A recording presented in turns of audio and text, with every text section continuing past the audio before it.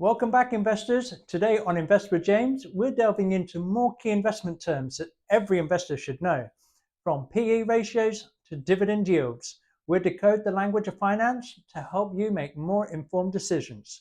Let's get started. Ever heard someone mention a bull or a bear market and wondered what on earth they are talking about? Well, wonder no more. A bull market refers to a period when stock prices are rising, investor confidence is high, and optimism abounds. It's like a stampede of positivity, propelling the market forward. On the flip side, a bear market characterized by falling stock prices, widespread pessimism, and a general feeling of gloom and doom. It's like a grumpy bear hibernating in the woods, dragging down the market. Next, let's tackle market capitalization. This simply refers to the total value of a company's outstanding shares of stock. It's calculated by multiplying the stock price by the number of shares outstanding. That's what's available. The market cap gives you a sense of the company's size and scale within the market, whether it's small cap, mid cap, or large cap stock, all relative to its competitors. And moving on to dividends. Dividends are when you own a stock in a company, you may receive a portion of its profits, usually in the form of cash payments and reward.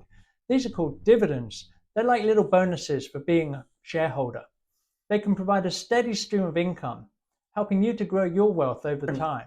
This is different to growth, where the share will be growing rather than paying out a share of the profit.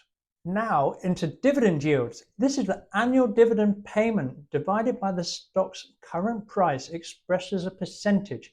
It's like the interest rate you earn on your investment just for holding onto a stock. A high dividend yield can be attractive for income-seeking investors, while a low yield might signal a growth-orientated company, reinvesting its profits. Now let's talk about volatility. This refers to the degree of variation between in stock trading price over time. High volatility means price swings are high, while low volatility means it's more stable and predictable movement. It's like riding a roller coaster versus taking a leisurely stroll in the park. First up, let's talk about investment platforms. Think of them as your gateway to the stock market. These are the online services where you can buy and sell stocks, bonds, and other investments. Examples include Halifax, Hargreaves Lansdown, and many more, including my favorite platforms, InvestEngine and Freetrade. They're like your digital toolbox for building your own investment portfolio. Now let's tackle the term fractional shares. Imagine you want to buy a share of a company, but the price is sky high or higher than you want. Fractional shares allow you to buy a portion of that share if you can't afford the whole thing. It's like buying a slice of company A. Instead of buying a whole pizza, you buy a piece of the pizza. Apps such as Freetrade allow for this, which makes investing far more accessible to everybody. And you can make up your portfolio too, with fractional shares of different companies, giving you a much more broad portfolio of investments. Next up, asset allocation. This simply means spreading your investments across different types of assets. Here, like stocks, bonds, and cash, is diversifying your dinner plate to include a little bit of everything, reducing your overall risk while still enjoying a satisfying meal. That's your portfolio. And let's not forget about ETFs, or exchange traded funds. These are like a basket of investments that you can buy or sell on the stock exchange. Just like individual stocks, they're great for diversifying your portfolio without having to pick and choose the individual stocks for yourself. Think of them as a buffer of investments, offering a little taste of everything. These are my favorites. First up, let's talk about PE ratios, or price to earnings ratio. This is the ratio compared to the company's stock price to its earnings per share.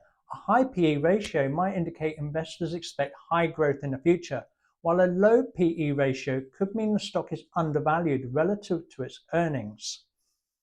Moving on to earnings per share, or EPS. This metric represents a portion of the company's profits allocated to each outstanding share of the common stock. It's like dividing a pizza into equal slices, with each slice representing a share of the company's earnings. EPS is crucial for evaluating the company's profitability and growth potential. And finally, let's not forget about liquidity. This refers to how easily an asset or security can be bought or sold in the market without causing significant change in its price. Stocks with high liquidity typically have a tight bid to ask spreads and high trading volumes, which is easier to trade them because they're very similar, without affecting their market price. You'll see the assets in order of their liquidity. As you can see, cash is the most liquid asset you can hold, while having a house is the least liquid asset you can hold because it takes time to buy and to sell.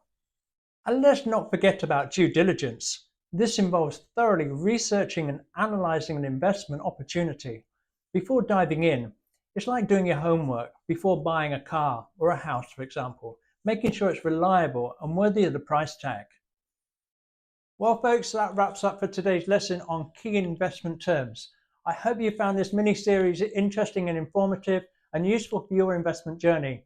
Remember, knowledge is power, but only when you come to use it and navigate in the world of finance. If you enjoyed this video, please be sure to give it a thumbs up and subscribe for more content. Remember the notification bell. And if you need any other terms explaining, please drop a comment below and I'll be sure to answer those on the next video. Until next time, happy investing.